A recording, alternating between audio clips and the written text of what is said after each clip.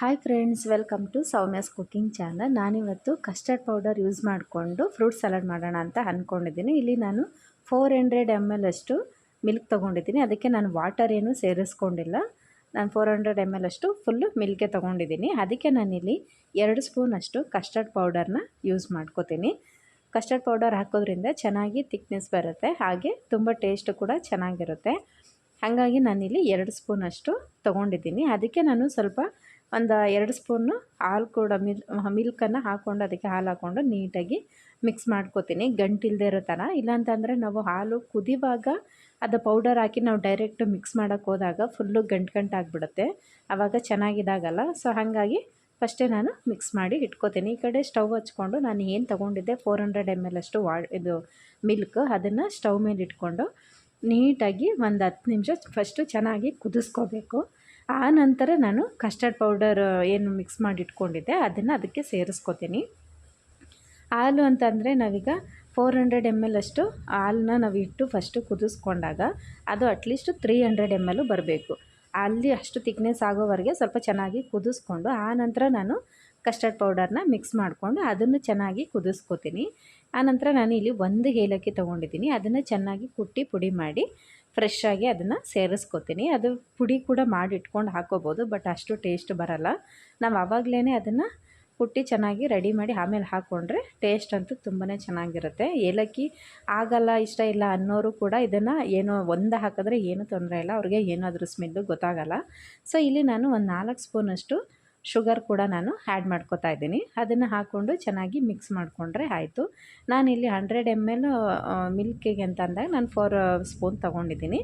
100 mlಗೆ 1 spoon ಅಂತ ಆ ಥರ ಲೆಕ್ಕ. ಸೊ ಇವಾಗ ಅದು ಚೆನ್ನಾಗಿ ಕುದೀತಾ ಇದೆ. ಇಷ್ಟು ಕುದಿಸ್ಕೊಂಡ್ರೆ ಥಿಕ್ನೆಸ್ ನೋಡ್ಕೊಳ್ಳಿ, ನಿಮಗೆ ಗೊತ್ತಾಗುತ್ತೆ. ಅದು ಸ್ವಲ್ಪ ಇದ್ರ ಥರ ಬರುತ್ತೆ, ತುಂಬಾ ಥಿಕ್ನೆಸ್ ಥರ. ಇಲ್ಲಿ ಇಷ್ಟು ಮೀಡಿಯಮು ಒಂದು ಥಿಕ್ನೆಸ್ ಇದ್ದರೆ ಸಾಕು. ಚೆನ್ನಾಗಿ ಇವಾಗ ಕುದಿ ಬಂದಿದೆ. ಸೊ ನನಗಿದು ಥಿಕ್ನೆಸ್ಸು ಸಾಕು ಅಂತ ಅನಿಸುತ್ತೆ, ಯಾಕೆಂದರೆ ಆರಿದಾಗ ನನಗೆ ಕರೆಕ್ಟಾಗಿ ಬರುತ್ತೆ. ಸೊ ಇವಾಗ ನಾನು ಅದನ್ನು ಸ್ಟವ್ ಆಫ್ ಮಾಡಿ ಆರೋದಕ್ಕೆ ಇಟ್ಬಿಡ್ತೀನಿ. 1 hour ಇಟ್ಟರೆ ಸಾಕು. ಅದು ಫುಲ್ಲು ತಣ್ಣಗೆ ಹಾಕಬೇಕು, ಆ ನಂತರನೇ ನಾವು ಫ್ರೂಟ್ಸ್ನ ಆ್ಯಡ್ ಮಾಡ್ಕೊಳ್ಳೋದು.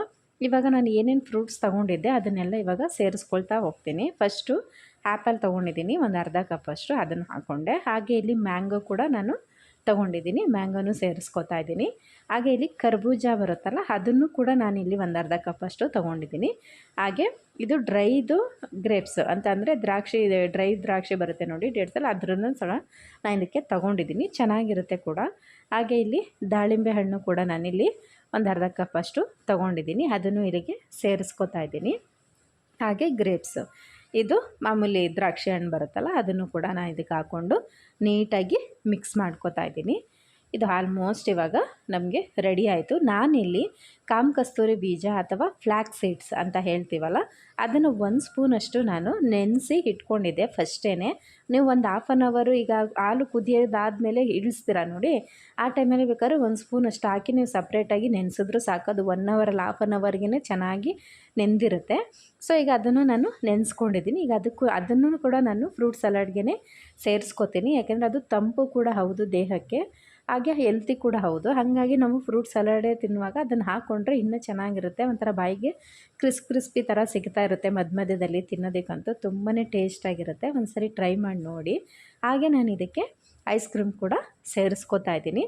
ಅದು ನಿಮ್ಮ ಓನ್ ಚಾಯ್ಸು. ಐಸ್ ಕ್ರೀಮ್ ಬೇಡ ಅನ್ನೋರು ಕೂಡ ಹಾಗೆ ತಿನ್ಬೋದು, ಹಾಗೂ ಕೂಡ ಚೆನ್ನಾಗಿರುತ್ತೆ taste. But ice cream add ಮಾಡೋದ್ರಿಂದ ತುಂಬಾ ಚೆನ್ನಾಗಿರುತ್ತೆ. ಸೊ ಹಾಗಾಗಿ ನಾನಿವಾಗ ಐಸ್ ಕ್ರೀಮ್ ಕೂಡ ಹಾಕ್ಕೋತಾ ಇದ್ದೀನಿ. ಇಲ್ಲಿ 1 ಸ್ಪೂನಷ್ಟು ಐಸ್ ಕ್ರೀಮ್ ಹಾಕ್ಕೊಂಡ್ರೆ ಸಾಕು, ಚೆನ್ನಾಗಿರುತ್ತೆ. ಸೇಮ್ ನಿಮಗೆ ರೆಸ್ಟೋರೆಂಟ್ಗಳಲ್ಲಿ ಹೇಗೆ ಸಿಗುತ್ತೋ ಹಾಗೆ ಇರುತ್ತೆ. ಒಂದ್ಸರಿ ನೀವು ಟ್ರೈ ಮಾಡಿ ನೋಡಿ, ಮಕ್ಳಿಗಂತೂ ತುಂಬಾ ಇಷ್ಟ ಆಗುತ್ತೆ. ಅದು ಈ ಸಮ್ಮರ್ ಟೈಮಲ್ಲಂತೂ ನೀವು ಈ ಥರ ಮಾಡಿಕೊಟ್ಬಿಟ್ರೆ ಅವ್ರು ಎಷ್ಟು ಕೊಟ್ರೂ ಖಾಲಿ ಮಾಡ್ತಾನೆ ಇರ್ತಾರೆ. ಚಾಕ್ಲೇಟು, ಚಿಪ್ಸ್ ಅದೆಲ್ಲ ಕೊಡೋದಕ್ಕಿಂತ ಬೆಸ್ಟ್ ಇದು. ಫ್ರೂಟ್ಸು ಮಕ್ಕಳು ದೇಹಕ್ಕೆ ಹೋದಂಗೆ ಆಗುತ್ತೆ, ಮಿಲ್ಕು ಕೂಡ ಅವರು ಸೇರಿದಂಗೆ ಆಗುತ್ತೆ. ಸೊ ಒಳ್ಳೆ ಟೇಸ್ಟು ಕೂಡ ಇರುತ್ತೆ. ನೋಡ್ತಾ ಇದ್ದೀರಲ್ಲ, ಫ್ರೂಟ್ ಸಲಾಡು ರೆಡಿ ಆಯಿತು. ನಾನಂತೂ ತಿಂದೆ, ತುಂಬಾ ಚೆನ್ನಾಗಿತ್ತು. ಹಾಗಾಗಿ ಇನ್ನೊಂದು ಟೈಮ್ ತಿಂತಾಯಿದ್ದೀನಿ. ಯಾರಿಗೆಲ್ಲ ಲೈಕ್ ಆಯಿತು ಲೈಕ್ ಮಾಡಿ, ಶೇರ್ ಮಾಡಿ, ಸಬ್ಸ್ಕ್ರೈಬ್ ಮಾಡಿ. ಮತ್ತು ನೆಕ್ಸ್ಟ್ ವೀಡಿಯೋದಲ್ಲಿ ಸಿಗ್ತೀನಿ ಫ್ರೆಂಡ್ಸ್. Okay, take care.